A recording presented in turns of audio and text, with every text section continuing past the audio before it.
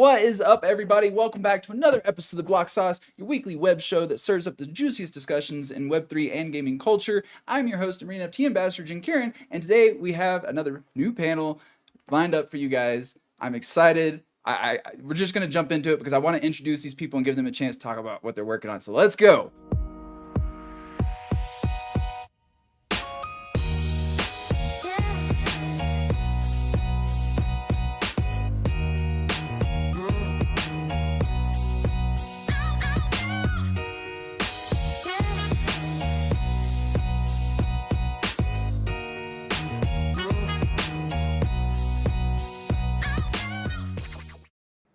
What's up, everybody? Welcome back to The Block Sauce.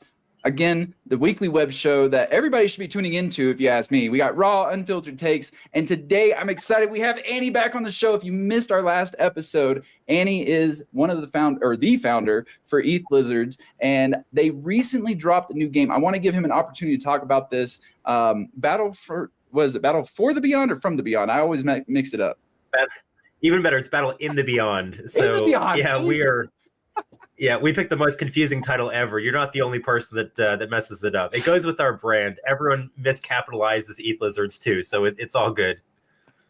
But how have things been going? It launched, what was it, 2-3 weeks ago now? I participated in the little content creator thing that we had going, and then afterwards, I wanted to get on the top of the leaderboards. I went and bought more. I had a lot of fun with it myself.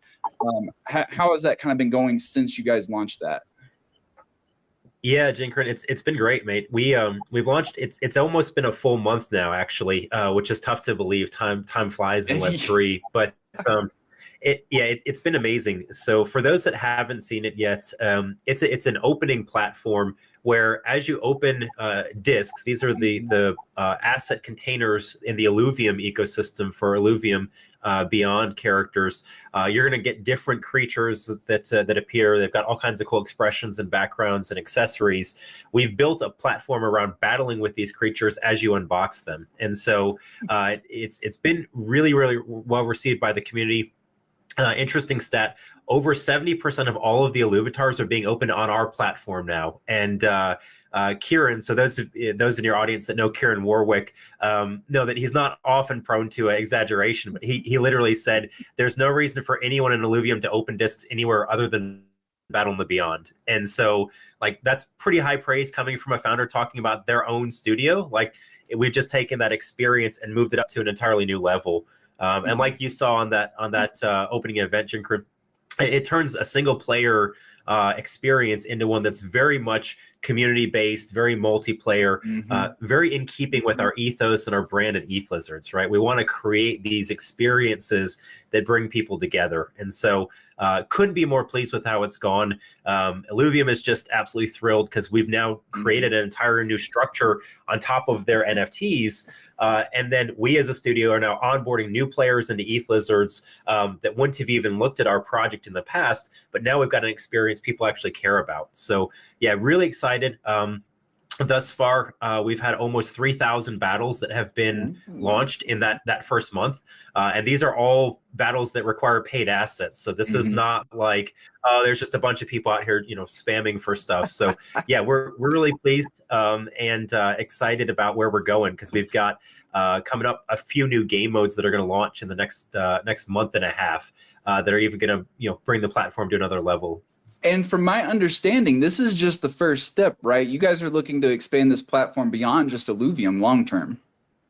Yep. Yeah, 100%. So this is the first gaming experience that we've got with I'm going to say an S-tier partner.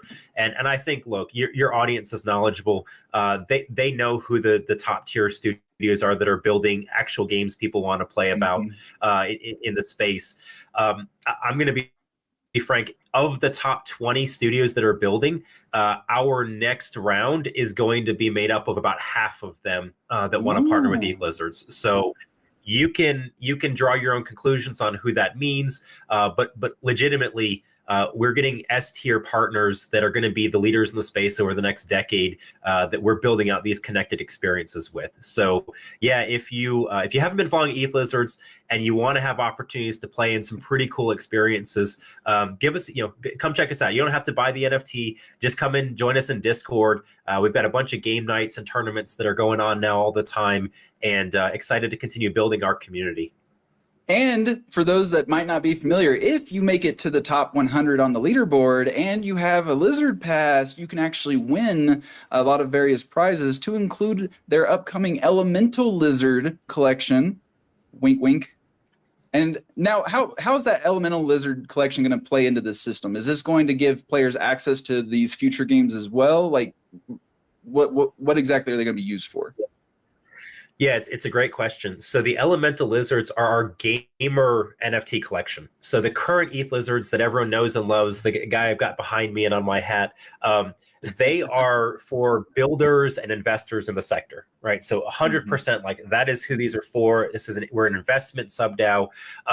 But this new collection that we're going to be launching, very distinct utility, targeted for gamers. It is a battle pass mechanic as well as an upgradable RPG character.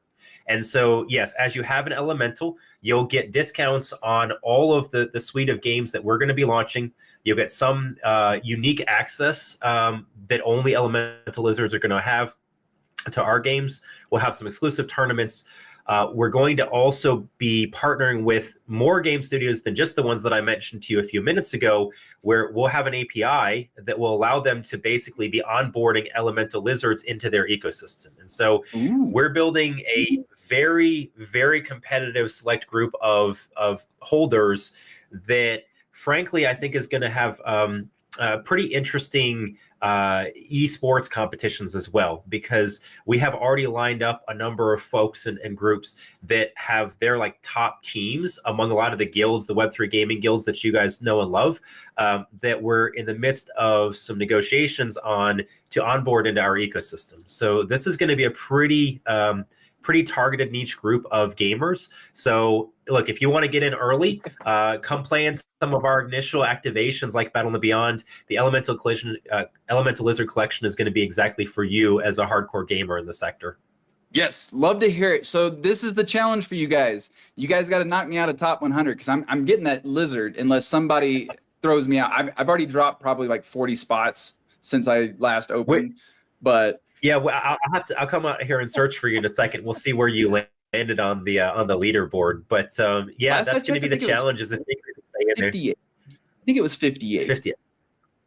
You've got a shot. But look, here's the challenge. We just saw Illuvium announced in a partnership with Team Liquid. So we're gonna get to that. We're gonna get to that. Sorry. This is it's out of order. But look, we're gonna have an influx of new players coming over the next couple of months here, y'all. So your spot might not be completely safe at the moment, Jinkarin. We'll see. But we also have Grazlo, who's working on Oldor. You guys just dropped a new trailer. Tell me what is going on with Oldor. Yeah, we dropped this new trailer today. So, if you've played the Dread Arena, which is our first game mode, players are in this like kind of Roman feeling arena, which we originally designed this to be a PvP map, but we made the Dread Arena as kind of like a mini game or a kind of a vertical slice to show players kind of the vision of the game, give them some of the lore, because you're fighting the Dread King's minions. So we decided, let's lean into this a bit and kind of remaster what this looks like. So we redesigned the map to be part of the Dread King's lair, which is this underground dungeon. And players are now fighting on this raised platform in an underground arena. But yeah, definitely go check out the trailer if you haven't seen it yet. So we just put it out a few hours ago, getting great feedback so far. Fantastic. Shay, you got anything you're working on right now, or are you between projects? Yeah. Totally. I mean, I don't need an introduction. I'm one of the OG panelists of the Block Sauce. But I didn't want it to just be a boys' club, That's sweet of you, Jiki. I know you're one of the good ones. Don't worry. I already know. But yeah, I recently launched my company called When Marketing. which you guys can check out more information about that on my Twitter. My goal with that is to just make it like an education platform for Web 2 marketers wanting to come into Web 3 marketers, Web 3 business owners, that kind of a thing. My first newsletter comes out December 15th, and I'm doing giveaways and those kinds of things.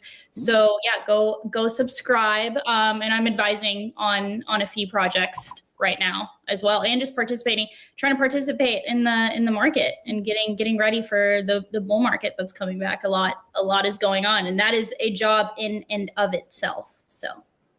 And then, of course, I'm over here working on the block sauce. So there, you got the ongoings of everybody up here. Let's go ahead and jump right into it. Pixel CEO says that 40% of their players are actually bots. Now, to me, this isn't a surprise. I mean, I don't think this should really surprise anyone. Botting has been a thing in gaming for ages. World of Warcraft, to this day, 20 plus years later, still has bots. I don't think it's an easy problem to tackle. I don't see it being tackled anytime soon. But I think there's a benefit here, because I have seen a lot of people posting about Pixels, and all the screenshots show active lobbies, and people are talking about how there's always, players around to engage with and do stuff with. Do you think in this situation, bots may actually be beneficial to the Pixel ecosystem, aside from the extraction element? Let's not talk about that yet. What if it's a psyop? Is it a psyop? What do you guys think? Well, here's the thing. When Byte City came out and all the content creators were talking about it, I jumped into it to check it out. And the first thing I noticed was the bots. And it wasn't like player ran bots. It was bots that they programmed into the game to make it feel like your lobby is active and people are talking, and it's all like you can talk to somebody. There's no actual genuine responses because it's a bot. So you kind of pick up on it really quick. And me as a player, that kind of turns me off. But that's me personally. I'm thinking on a wider scale that this could be beneficial, because I am kind of tired of jumping into Web3 games and seeing empty lobbies, So it's like a pros and cons situation to me. Yeah, I definitely think there's multiple sides there, because you've got the case of, like the studio and the player wants that good experience. And with PvP or multiplayer games, you have that like network effect that needs to happen. If you jump into the best game, we're going to talk about Illuvium, you jump into a PvP game and you sit there waiting and matchmaking for 5 minutes, you're going to quit. You're not going to sit there and wait forever. You need games to actually happen. And so I'm seeing this more and more on mobile, where, the studio will actually have a really comprehensive AI that feels like you're fighting against another player.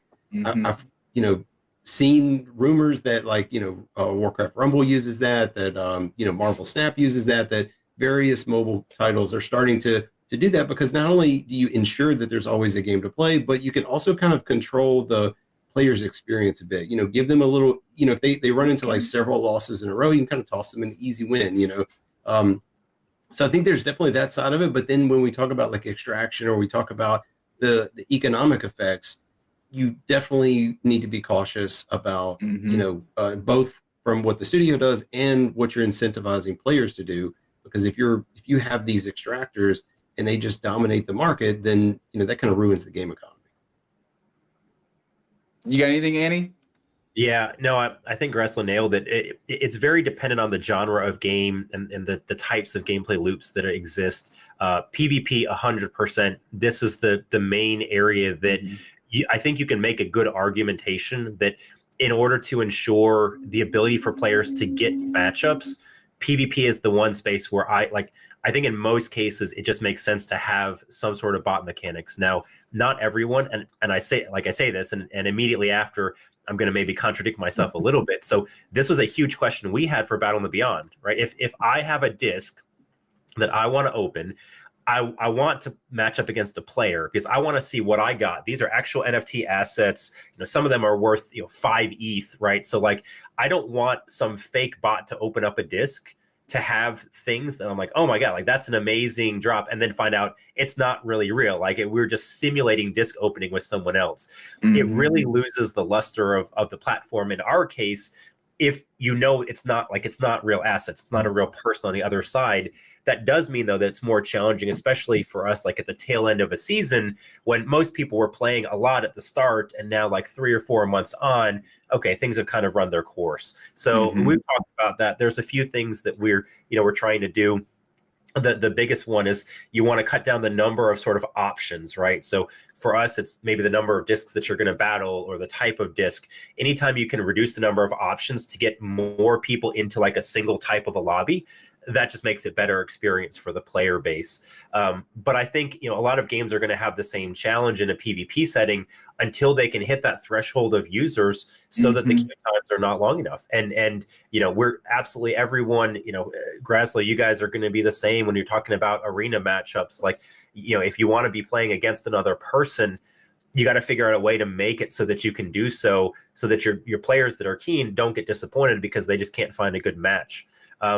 I have all the concerns in the world when I look at PvE type of play, and like you've got bots that are basically just being used for extraction purposes. Like there's not really a need for that unless you're talking about like some kind of multiplayer open world. But I agree with your take, Jinky, that like there's not a bot in the world that I've ever talked to that I felt like, oh, this is so much better that I'm engaging with this bot that just said like, I am doing well today. How are you, sir? Like, sorry, it doesn't do it for me, guys. Like, give me an actual game or like, let me just play solo and I'm okay.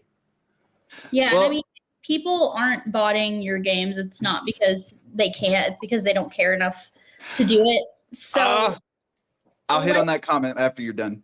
I want to hear your take. But so like you said, I think it's from a marketing perspective, like it's put them in the headlines more. So I wonder if it's been good publicity for them. But from what I read, it seems like as a counteraction, they are implementing some hindrances to this happening more. I think they're implementing some VIP battle passes that start at like $35. And I don't know how many bots are going to be spending that. I'm not sure. And then they're also putting a cap on resource generation. So I'm not sure if this trend is going to continue. So I'm going to throw in a couple of corrections here real quick. So they already have the VIP pass and they found what the issue is the free players are funneling the funds to one VIP account. So realistically, $35 and you can run as many accounts as you want and funnel it to that one paid account. And they're finding that there is more extraction going out than coming in because of that. So they already have the VIP system, but they are working on a reputation system now. And that's what they're going to expand upon to try and combat the bots. On top of that, there was another correction. Man, I just lost it. Resource generation? Oh, there is no cap on resource generation. They will not be capping it based on what the CEO put out. And that's why they want to get this reputation system figured out so that way they can nail down and kind of limit what's going on with the economy right now. Well, if they do the reputation system well, hopefully maybe that's something like other games can model. I do know that there's a lot of mobile games, not necessarily Web3, but they do rely on those reputation systems. Like I think it used to be called Mobile Legends Bang Bang. It might still be that name. I know at one point there was some legal tussle with League of Legends and Riot. And anyway, that game actually has a reputation system. And if you go below a certain reputation point, like you can't queue for ranked, you can't chat. Like there's a lot of restrictions that go on your account. So maintaining a good reputation is definitely key. So I think that will be beneficial for them for sure. As to what extent, I don't know yet, because let's be honest, a bot that doesn't do anything bad probably isn't going to get reported by players or downvoted or whatever, as long as they're just playing the game. But you mentioned the comment that they also mentioned that it's not that they can't bot, it's that they don't care enough to. And I agree, but we also have to understand why they're doing it. It's not that these players or these bots care enough about the game to bot it. It's that they care enough about the financial incentive to bot it. And the same applies in Web 2. People aren't botting World of Warcraft just to progress the game or get loot or whatever the case is. They're botting the game so they can farm gold, and then they can turn around and do real world transactions and sell that gold to other players. So I think that it's not necessarily that they don't care enough about the game. I think it's that they don't care enough about the financial incentive to bot it. Because let's be honest, a lot of these Web3 games, it's not necessarily super profitable to players, even if you do run multiple accounts. And I'm saying that as somebody who tried for 30 days. There was a game that I grinded, and I'm like, I'm going to play this Web3 game exclusively for a month to see what I can earn. As somebody who is not a full-time gamer, but I was able to play after I got off work, on the weekends and everything, a month landed me $5. That's not even enough to buy a cup of coffee at Starbucks. I'll say the opposite's true too. Like, not only is it based on the profitability for an individual bot or individual player, but the companies think about it the same way too. Like, if World of Warcraft or other games are not like losing money per bot, they're not really incentivized to go and tackle those in mass. Like, yeah, they're gonna do a little bit, but they're not gonna spend like a lot of resources on tackling a problem that doesn't cost them anything. Well, So, in the case of World of Warcraft, they said they're making money. Well, in the case of World of Warcraft, they were like, "Look, we can't fight this. We're just going to join them." So now you can buy gold directly in the game. They have a native system that you can buy and sell this token that is worth in-game and fiat currencies. So they were like, "Can't beat them. Join them. We're going to take our share of the profits first, And that actually does alleviate an issue with the players, and that is the black markets, because there are websites out there that take advantage of the players. You buy the gold and then you never actually get it. So in a way, I appreciate Blizzard for doing this. It's not necessarily the solution in my opinion, but it's probably the best solution we can hope for at this time. Yeah, would it be interesting, guys, if there was a system, let's call it like a technological system that allowed you to like trade assets for real world currency of some kind? Like, imagine if somebody built that and then like you just put that in the game, and then you didn't have to have these like back alley transactions in World of Warcraft. Like, someone just kind of leaned into that and built some games that were fun to play. Like, imagine what that would look like. Just throwing it out there. And I'm just going to throw it out there. We actually almost had a Blizzard rep on this show early in the life cycle of Block Sauce, and they found out we were Web3 and said nope. So Blizzard doesn't want to give up their control. They know with their current setup, it's a pseudo play-to-earn setup. I say pseudo because the money goes in but never leaves their ecosystem. It's all store credit, blah, blah, blah.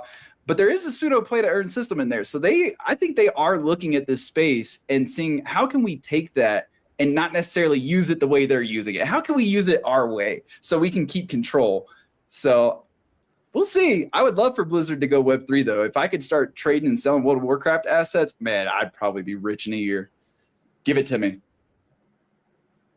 I'm just saying, if you didn't see my tweet, I'm raiding 4 out of 7 nights a week in World of Warcraft. I spend a lot of time in World of Warcraft right now. But we still get Web3 games in, and that's why we're here. That's right. Yeah, I mean, I really think like this problem, like it actually has solutions in Web3, and it depends on the genre of game, and it depends on the economic structure. For sure, a lot of studios are going to fail. I mean, we're talking about some of the challenges Pixels has now, where they didn't do a good job of defining some of the economic loops in a way that prevented some of those exploitation pieces. But look, there are lots of studios that are going to learn from those types of errors. And I will say, like, maybe shout out to ETH Lizards, shout out to some of our panelists on here, like a lot of the content creators. If you're a studio that is building and you haven't bothered to bring in some advisors that have been through the ringer here in Web3 over the last 2 or 3 years, that can tell you, hey, here's how someone's going to try and exploit the system that you just designed that you think is great. And like, as a degen, here's what I'm going to do to break the thing and just get all the money out. Like, shame on you, because it's such an easy thing to do. Like, there are so many communities that, like, we've had people come in and say, hey, like, here's what we're thinking about. And can ETH Lizards or Wolfsdow or some of these other organizations, can you try and break our structure for us and tell us what the fatal flaws are? Do that beforehand with a friendly group or two, and you're going to be amazed at what they come up with that you never would have thought would have been a problem. And you can try and fix it before you basically, crash your economy as you try and launch it. I did see one person comment on Twitter that, do you think KYC would fix the botting problem? I don't think it would. I think, honestly, it would just lead to increased identity theft. If I'm being honest, it already happens. People are already stealing identities to KYC across various platforms. I don't think it's a good solution. It might be a mitigation tool at best, but it's not going to be a prevention tool.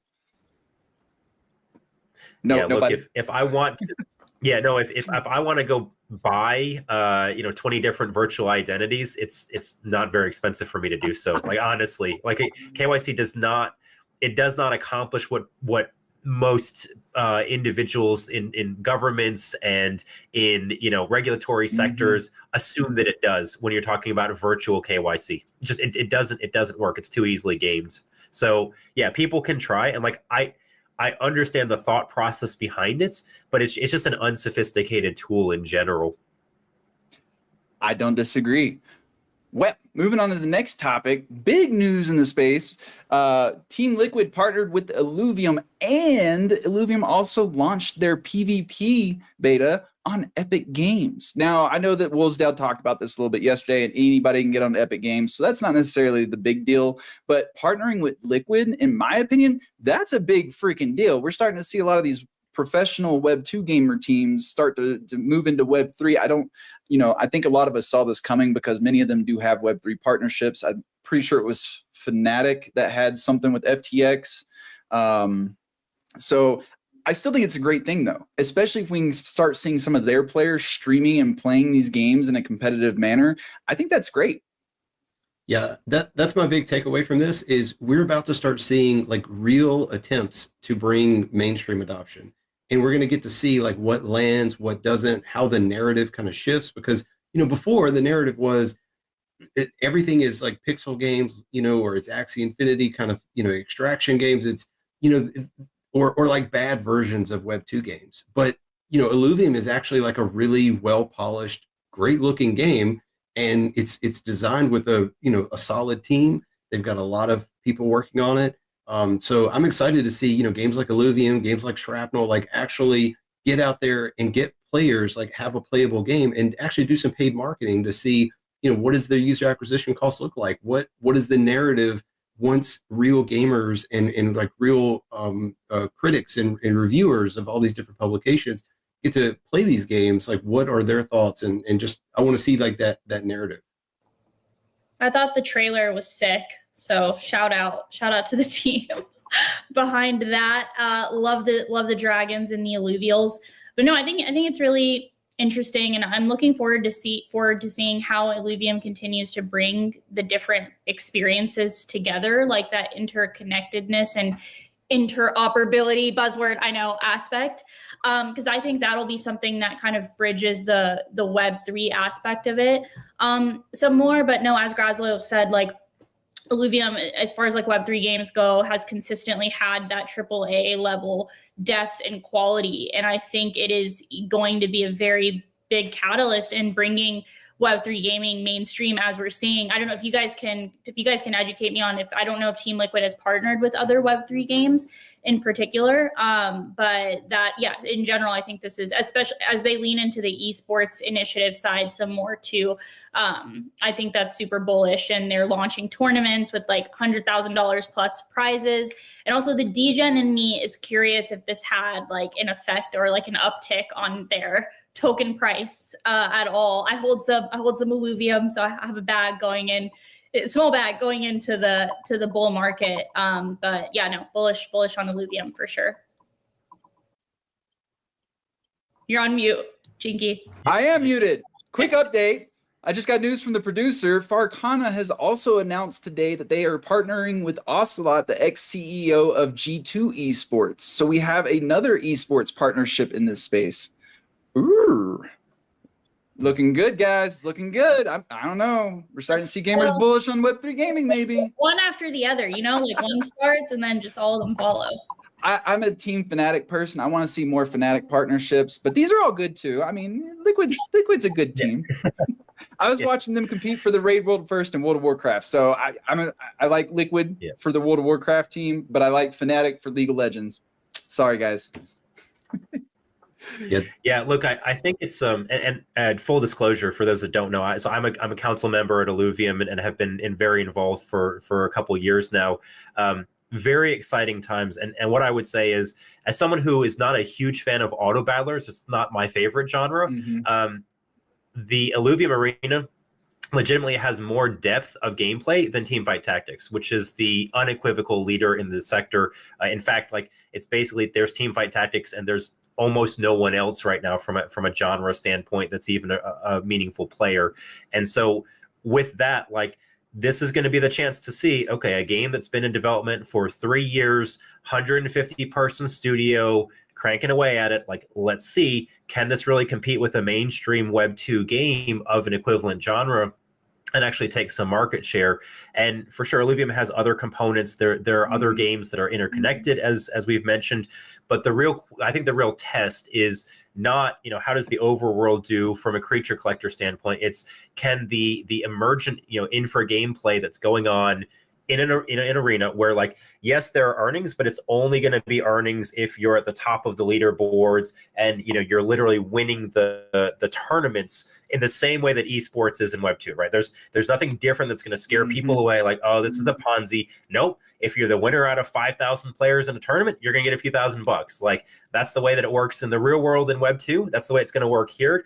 If that can compete with a an actual top tier game and studio like Teamfight Tactics, now all of a sudden you can start drawing the lines and saying, okay, if Illuvium can do this to the auto battler genre, well, I wonder what Parallel is going to be able to do over here from a card game standpoint. And like, what about Wildcard over here with this MOBA? Like, let's go take a look at Dimensionals and see what they're building. Like, these studios, we can go on down the line. I know there's a lot of, discussions right now with Shrapnel and, and then in the FPS space, it's very crowded. You got Dead Drop and some of these others. But look, there are a lot of games that legitimately, from a gameplay standpoint, are going to be able to compete on their own. Then you get to this questions about user acquisition. And as the quality improves, do the advantages that Web3 brings to the table now begin to shine through and say, you know what, if I'm a legit serious player, that I'm a TFT pro, and I can get $1,000 for winning this TFT tournament, and I can get $20,000 for winning a tournament over an Illuvium, I'm listening. Because why the hell would I not? Like, this is a very meaningful difference in terms of the reward structures that you can have in place because of the Web3 economics that go behind these game studios. And so, like, I think that's going to be a catalyst that, look, it may not work, but if it does, you need to keep your eyes on this being a main driver for actual competitive gameplay rewards for these top tier studios that launch. Another thing that a lot of people don't consider is the pay time frame. When competing overseas, especially, it can take esports players months to receive payment. Now I'm playing in tournaments across the world, and I'm getting paid the day the tournament concludes. Like, Web3 expedites so much in that regard, and I think there's a real benefit to it, and that might be why we're starting to see more of these teams kind of pick up on the space. They're like, oh, I don't have to wait 3 to 6 months and go through customs or whatever. Like, it's just, hey, here's my wallet address, boom, done. Okay, got my money, So definitely a lot of benefits there. Hopefully we see more of this. Again, I'm waiting for the day Fnatic tells me they're partnering with the game, be it Shrapnel, big time. I don't care. Partner with somebody, Fnatic, please. Oh, man. But that aside, we've mentioned Shrapnel a whole lot this episode, and I think it's time we go ahead and address the elephant in the room. We saw one of their major shareholders refuse to issue out the shares, as well as apparently trying to break into the coffers to pay off some of his own personal debts. To me, until something actually legitimately happens, I don't think this is a big deal. Right now, obviously, there's litigation ongoing. Shrapnel can't really say much on it, but we did hear a little bit from him in the Wolfsdale gamified space yesterday, and they basically said the same thing. Like, it as far as employees are aware, it's not a big deal. So what's your guys' thoughts? Yeah, I'd say, I mean, it seems like not a massive deal. It's one of those unfortunate kind of legal things, and we're sensitive to it in Web3 because there's been so many scandals and founder squabbles and things like that. But I think the Shrapnel team is solid. It seems like leadership is solid. So yeah, I don't think this is a big deal, but definitely unfortunate timing. We love you, Tony. Look, if this whole gaming thing doesn't work out for our sector, we have the market absolutely cornered on like drama. We can do like daytime drama series, TV shows out the wazoo with all these projects. So there's always a fallback option if this thing doesn't work. There you heard it here first, guys. The next meta, Dramify. It seems like Web 2 has been picking up some of that too with the whole open AI debacle. All the SAMs, I don't know, the SAMs have unfortunate luck, it seems. I don't know, but Yeah, business is war, as they say. And I think I didn't read up on exactly the details, but it just seems like be really careful with who's on your board of directors. Like, I think with gaming, it's really hard because it's kind of impossible to do without venture capital. But this is why companies kind of are afraid of venture capital, are afraid of giving away equity, and want to bootstrap stuff because you're giving away control, and it's scary. And people get, when there's money involved and the level of success that Shrapnel is, getting to, and the level of visibility, it sounds like some people are getting greedy. So I think it's good that their team put out a statement that operations it's business as usual. We're working on our stuff. I hope that it doesn't escalate beyond that, and that is true, and that they're able to resolve everything. I agree. And if you guys want to stay up to date with Shrapnel, you should probably follow them on Twitter, as well as join the gamified spaces. They've been hanging out with us, feeding us info, and we got some good info yesterday. So go watch yesterday's episode to find out more about what's going on and what their response has been so far as what they can publicly talk about, because obviously there's stuff behind closed doors and with legal involved.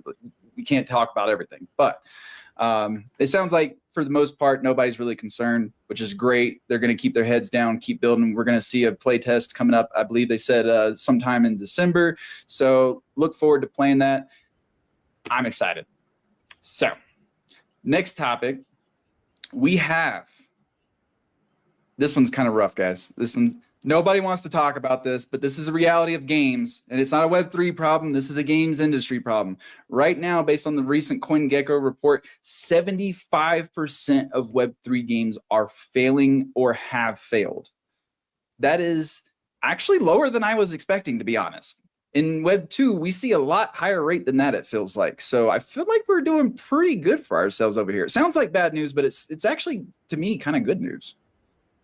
Jinky, can you help us out? When do you know what metric they use to determine failing or failed? Obviously, like if the studio is no longer in existence, it's failed. But like when they say failing, how are they evaluating that? Do you know? It is right here. So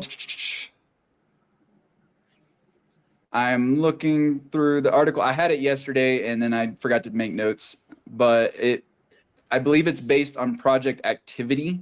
So like socials, Discord, okay. Things like that. So sentiment. Yeah. No, it makes total sense. Look, I think the it's based on activity. Okay. Yeah, I'll actually second your take on this. 75% is frankly better than I would have expected. I would have thought we were closer to 90 or 95% at this point.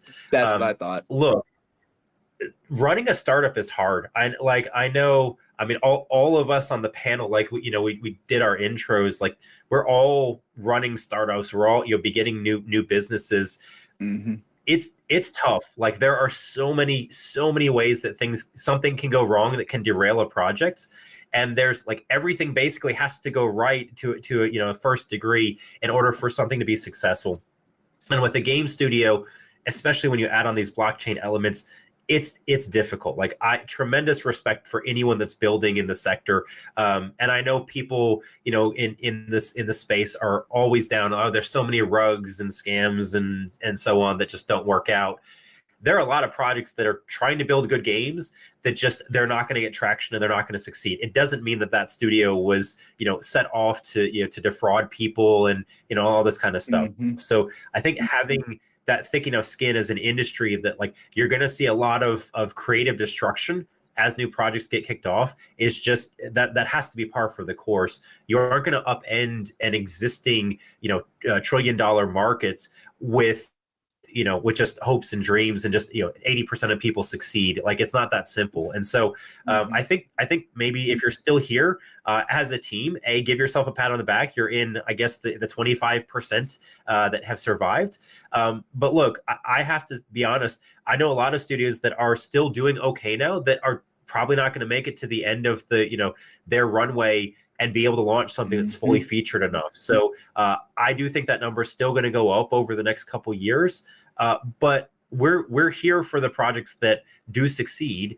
And as a studios and as content creators and as partners and ecosystem players, like our responsibility is to make sure that we're giving everyone as best an opportunity from a market standpoint to be successful, right? And so I just encourage people, focus on those studios that are building out things that are good.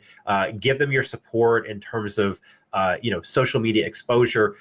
Go try out the games and see who's actually doing something that's good, because you may find in the studio that you love the gameplay, even though it doesn't have great reach on social media channels. Maybe their marketing is not as great. Like, a lot of times that word of mouth is the thing that may propel a studio to be very successful as gamers get in and actually find something that they love.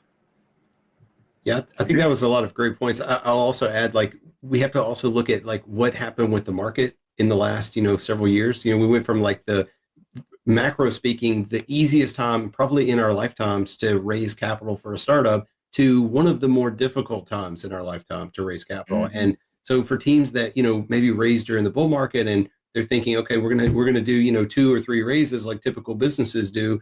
And then they get to that next milestone, but they don't yet have a product that's generating revenue or that they're ready to release. They ran into a serious problem of liquidity dried up. There's no one to fund their next round.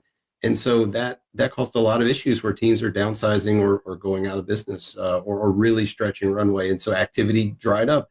And at the same time, in the crypto market, where everything's like the macro market, but on steroids, the consumer base kind of disappeared. We had a lot of activity, people supporting projects, people jumping into games, and then those people kind of left with the market, and so when your KPIs, when all the numbers that you show investors, and the market in general, like when all those started decreasing, it seems like you are already a failure, even though you're still building.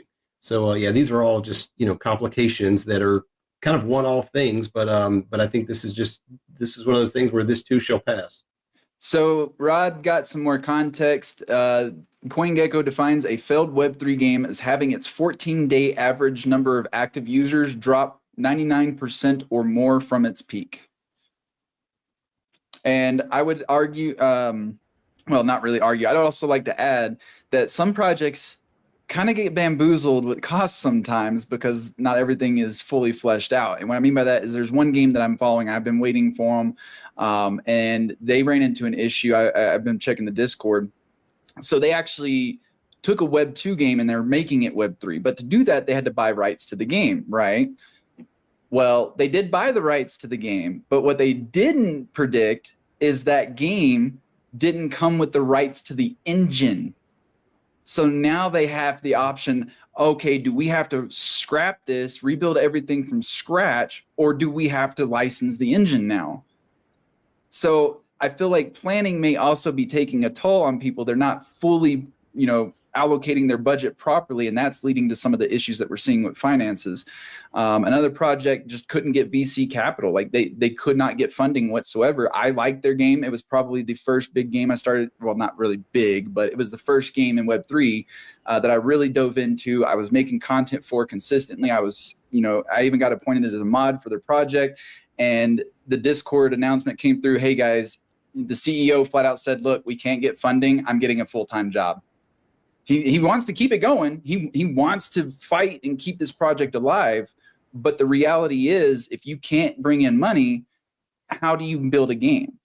So it's like a catch-22. They need us, the players, to be spending so they can get money to keep building. But we, the players, want finished games so we don't spend. And it's like, this is almost like a crowdfunding situation where maybe some of these games might be better off just going to Kickstarter, getting some funding there, and building off of that. Oh, so they shouldn't just launch some NFT collections? I mean, The challenge here's the challenge. I don't disagree with you entirely there, Jinky. The challenge though is with the game, you generally are going to have to get to some tier where you can release a product that people are willing to pay for in order to get additional funding, and especially in a market like this, right? Maybe if you're back in 2021, okay, if you just had a pitch deck, that was good enough.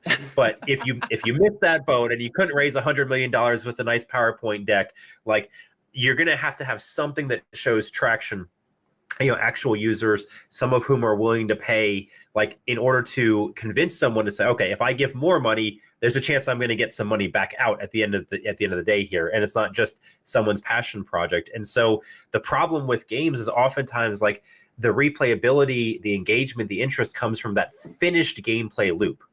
And if you're only able to build out 50% of a game, if you build it out in a modular format, and I know like Grassland, we've talked about this from Old Aura standpoint as well. Like you guys have done a brilliant job of, okay, what's a level that we can get to that we can release a finished product that people enjoy playing. Let's do that. And then we'll continue to expand, right? That's what we did with Battle in the Beyond, right? We have an MVP people are willing to pay for. We have a number of people that have purchased the Liz Pass. They're out there battling. We've got other game modes that we'll add afterwards. But if your goal is to build a game and it's to build like a MOBA, it's very difficult to build a scaled down MOBA that people want to play. Like just being perfectly honest. And so you almost need to basically raise enough funds to build the whole thing out to, to a reasonable polish level, and then go back for more. Like I can think of a couple projects that have done that. And then as like Grasslow highlighted, the market turned, and the folks that they thought that had verbally said, yeah, like this is great, just keep going, show us traction, we'll give you money. And then the market flips and they're like, you know what? We don't really have liquidity right now. Sorry. Like, can you just hang on for another year and we'll wait and see how things, turn around? Like that's tough as a founder, but at the end of the day, like you have to have backup plans upon backup plans upon backup plans for all of these possibilities. Otherwise, like you're just not going to be able to succeed. That plays into what Rod's comment. He just said, the moment the market shifts, so will their loyalty. I'm assuming that was in reference to VCs, and that's pretty accurate.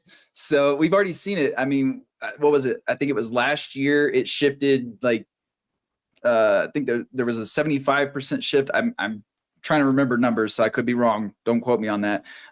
Where it went from Web3 gaming to AI instead. And it makes sense because what was popping at the time? AI. So I have to agree with you that you got to have that backup plan in case that does happen. 100%.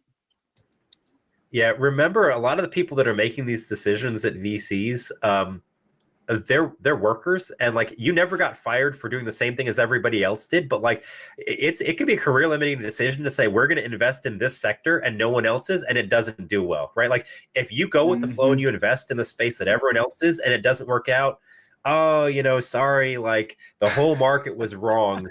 But like taking a courageous stand and saying, I think this is the best bet, and like you're there alone, that's a risky decision to make for most folks that are having to do that evaluation and recommendations for fund deployments. Yeah, and some of that narrative is driven by the LPs, because the guys that give the VCs money, sometimes they'll have like in their head, like, okay, I want to be invested in AI. I'm seeing that on the news. And so it's like, put my money in AI things. And the VCs are like, well, I think you have a great product and I'd love to invest in you, but my liquidity is all saying, buy this AI stuff. So I can't win. I think as regulation. Yeah, look, half the time I think like it's almost a vanity metric. Like, I've got half of my liquidity tied up in the most popular sector right now. Like, look, I think we would be mistaken if we didn't acknowledge that there's some of that. Like the folks that are making these decisions, like they have a lot of excess capital that they're happy to deploy. They talk to people, right? They have dinner parties. Maybe it's virtual, right? Maybe they're not in person, but like the folks that they're interacting with, they're having these same discussions, and everyone likes to be loved, right? You like to be a part of a group that everyone is kind of doing the same thing. And like, you feel that camaraderie. They're people just like everyone else that's listening to the show is. And so like, if you don't think that narrative matters in terms of interpersonal relationships and just communication, there's absolutely a snowball effect that has on deployments as sectors become hot and cold over time.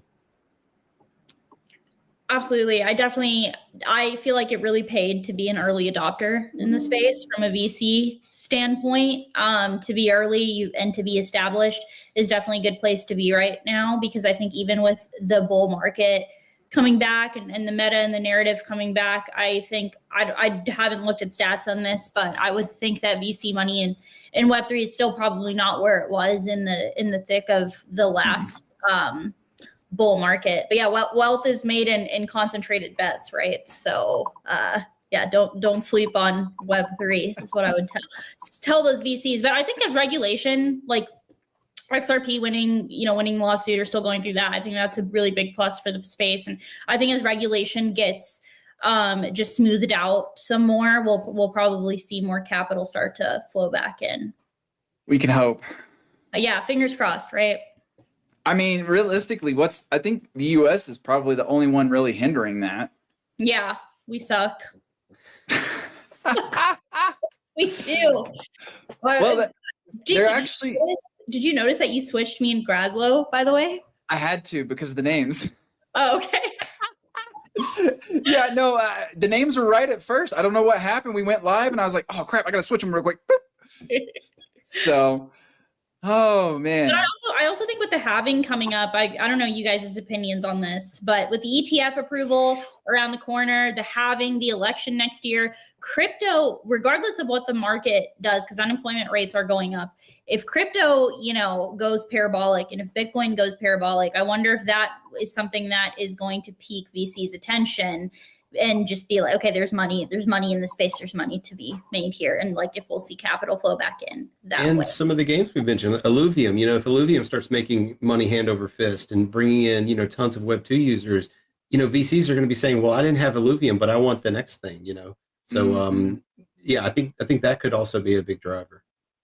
We'll see. And hopefully these esports partnerships, I'm just saying, big eyes, big teams. So really excited to see what Illuvium is doing over there with Liquid. I'm glad to see that Farcana is working with the ex-CEO of G2. Again, I'm going to say this, Fnatic, where you at? Show up.